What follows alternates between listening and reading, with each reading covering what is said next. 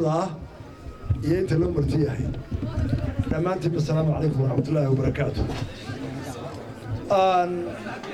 هذا البطن هالكلمة يالله قبل يدخل با إيام هذا قوي بارون السيد مفتي قولنا بيقولي وحن كنت راعي يا مهنا بلارن أو تقدره أو برعاه أو كلمية أو أنت عاوز حفلة السواء أمام شيء تشوف تبعه أو أجارة محط بلارن أو أجارة هوينك يناليرن.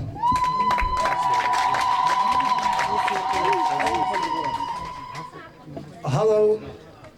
أنت أول عبر لها كبيرة اللي رجعوا رأسنا هاي هالكائن اللي جنب بعدي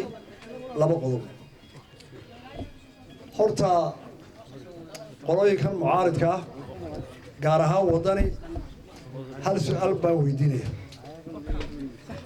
waxa weeye madaxweynaha jamhuuriyadda qaranka Soomaaliland oo ku sugan dalka Imaaraadka waxay bariyahan aad miidiyaha u marayaan odayga waa sakaraad kana dhacay balaayo dee waa habaartaasi odaygu dalkana waa u soo shaqeeyey intii dawladda waxaana wax badan u qabtay waanu diga qabooba oo 7 sano joogay ciisma herdiin shaqaaqooyin waa magacay wax yar mooyaane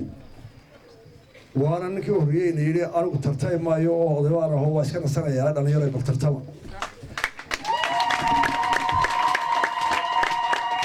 horta haddaan silaay maanta la tartamay oo idan ka baqanayo leeyahay madaxweynaha la tartamaya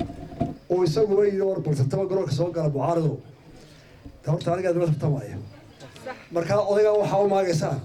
ma ilaahu garan maayo sababta ninka inoo baneeyay ee war tartama u maagaysaa ee waliba habaaraysaa mararka qaar waxa uu dhashay dadka miid wax ku soo qoray miyaanay mooran lahayn miyaan dad islaam ahayn miyaan dad garanaya ahayn yaani ereyada qaar kood meesha maartay qaar qabta maaha umarayn maayo in dadka wax garadka ah ee reer wadani oo aqli iyo aqoon iyo wadannimo leh ereyada caynkaas ka raaliyiin umarayn maayeen ay qoraan laakiin asu darro dadka qoraan magacooda ku soo qoraan si walbana arrintaas waa arrin u foolxun marka waxaan leeyahay wadani odayga aan wada dhowrano to waxaan bay noo jeexay haddii aad kulmiye maagaysaan iyo tartan iyo cidna waraana garoonka jooga ana ilaaqda waa aqaanaay xagga hawka xafladeenan iyo ujeedadeena kulmiyaan isugu nimid 3 qodob baan soo ururinayaa haddaynu kulmiyanahay waxaanu ku midownay waxaanu ku wada shaqaynaynaa waxaanu dalkeena u leenahay codka siiya kulmiye waxaanu doonaynaa inaynu fulino oo aynu qabanno inagoo kulmiyaha xukuumaddeena iyo kolba ciddii xilka haysaa inaynu nolosha dadkeena kolba kor u qaadno halkay maalintaa joogto meelka wanaagsan aanu gaarsiino inaynu dalkeena midayno oo dadkeenu dhammaan noqdo dad isu qalbi xaaran oo dalkooda wada dhista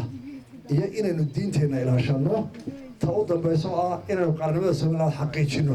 afartaa qodob baynu isku raacsan marraadka aad iyo aad baan ugu mahadnaqayaa intii soo qaban qaabisay intay ka soo qayb gashay waqti dheer aad soo dhaweynaysay taagnaydeen aad iyo aad baa mahadsantihiin waanu wada joogaynaa Burco iyo gobolka Togdheer oo soo wareegaynaa aad iyo aad baa mahadsantihiin. Assalaamu calaykum.